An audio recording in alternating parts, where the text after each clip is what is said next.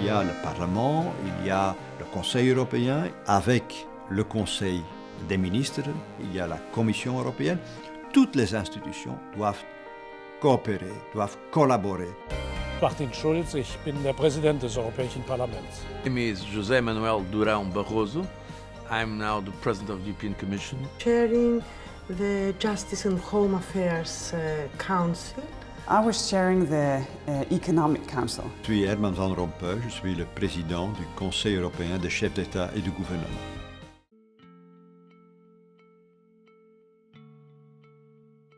In my opinion, the only thing disadvantageous about the EU membership is that you have to be, one of the things is that you have to be democratic. So if the state is not democratic, it has to change its constitution in order for it to be part. And some countries starting to, let go or go out of the union. Yeah, about the loss of sovereignty. So as defined, sovereignty is the state of being independent and being able to make own decisions. Yeah, so joining pretty much in an organization sometimes, it involves losing some aspects of sovereignty, or giving up some control over our own affairs. Yeah, members have less democracy. The people, lose faith in the institution, in the government of the European Union. I think they like the euro. I think they like the concept of the European Union. It just so happened that they don't trust, their government. It would be hard to dissolve the EU because it's such, it's already an established union, and for it to be dissolved, it would take a long time. And for me, the strategic partnership would be, it would be okay, but then for me, being in the EU is more advantageous because, especially for poor countries, I disagree again with the statement that it would be more disadvantageous for the poorer countries. I think they're more in the advantageous side because if, for example, what happened to Greece when they had the economic issue with regards to their loans, the top two or the top three, if I'm not mistaken, the top three richest countries from the EU were the ones helping them out. They were giving, especially the UK, they were helping a lot with the loans. They were giving financial aid to Greece. So I think dissolving the EU is not that beneficial. Being part of the union, they sacrifice some key industries that would be a big help for the country. So without the interference of the union, it would be better. Okay, they can get those industries back, or they can support some key industries that would be a good help for the country in the future. Some nations, especially Germany, they able to capitalize on the market for the very reason that they are superior, they are more competitive. But the problem is, how about the other countries? Just like the pigs. When you say pigs, it stands for Portugal, Italy, Ireland, Greece, and Spain. And you know what? These are not performing countries, in EU, because they are not competitive comparing with Germany. So basically, in EU and European Union, Germany is the boss, because it is the most powerful, it is the most wealthy member, and it is most competitive in terms of manufacturing, in terms of education, to the disadvantage of pigs. The number one benefit is that the countries that are left behind, in the pigs, can restart. Yeah, they can return, they can have their own money.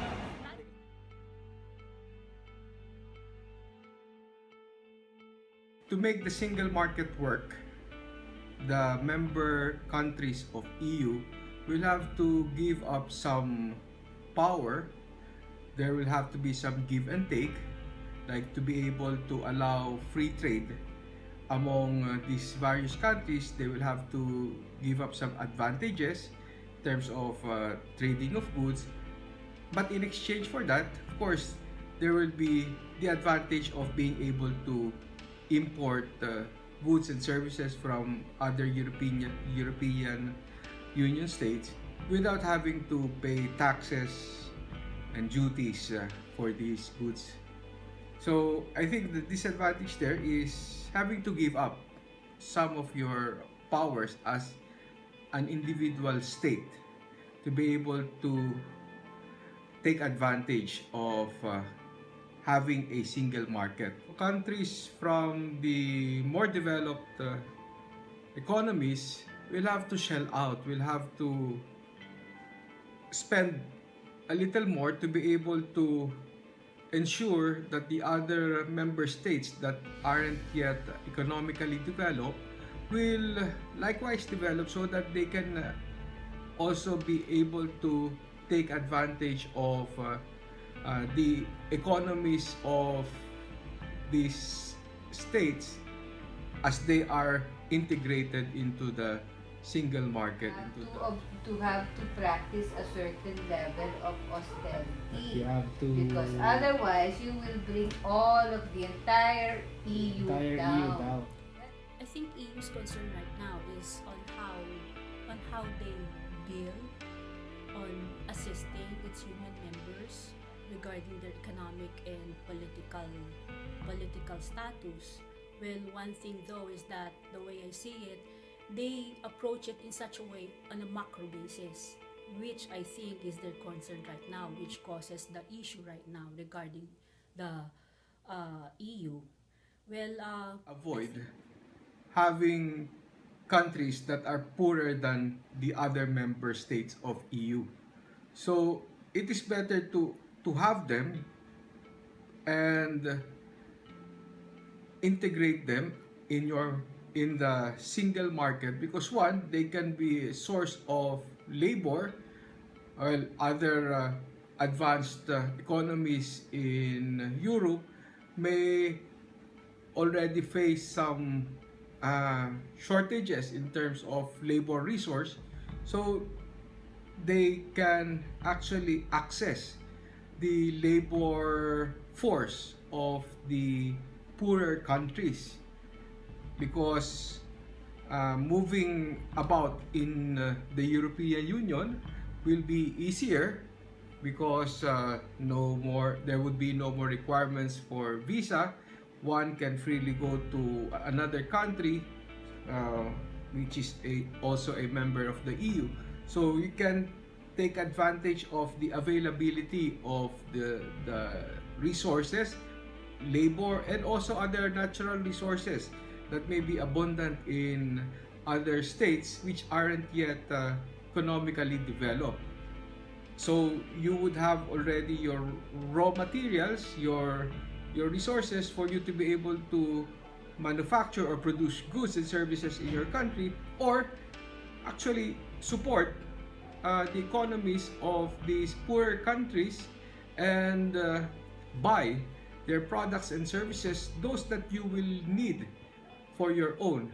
And you're able to do that without any restriction, because you're in parity among yourselves. So you get to take advantage of whatever resources that these other countries may have, even if they are not that developed yet. I think dissolving EU is not the proper solution to the concern.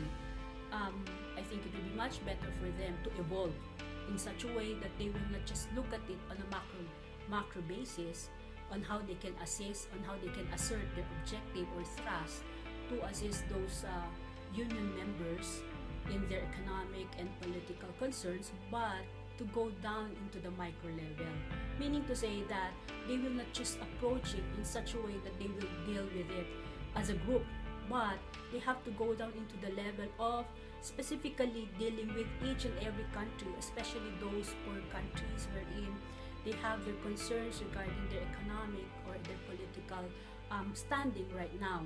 I think having that kind of evolution, meaning to say approaching it in a micro level, will really be a big help to each and every members of the union, of the council, not only to the countries needing help, but might as well also to those big countries, member countries or union member countries of the council, because each of them will be helping each other to attain the thrust or the objective of the union. So I think it is not a matter of dissolving the union itself, but the evolution. It has to be flexible in this time of days right now, that it is not only on the macro level but on the micro level, having an approach wherein it will be a personal approach on each and every country, specifically those needing their assistance in their... If you look at the map of Europe, these different countries in Europe that are members of EU, most of them are just neighbors. They are divided not by bodies of water, not by walls, but you can freely move around by car, by train. And with the presence of EU, with all these members agreeing on certain policies and principles, agreeing to trade freely among them, they are able to take advantage of the size of that market. And well, as we would always say, no one is an island. Not one single member may have all the resources that it would need, that its citizens would need, and it would need to depend on other countries, on the resources of other countries. Otherwise, it may not be economically efficient to just be relying on one's resources. So having an EU where the members can freely trade without barriers, without restrictions, without additional cost in terms of taxes, duties, this will redound to the benefit of all the EU members.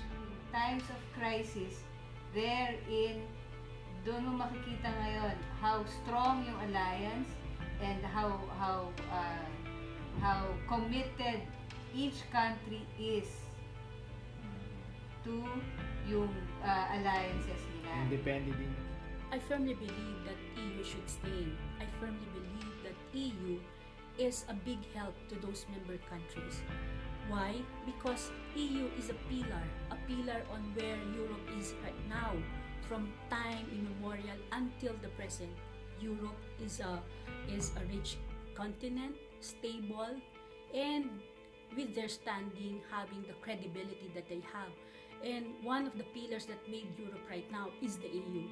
So I firmly believe EU should stay. It is just a matter of being flexible, for their council to be flexible in this time of days.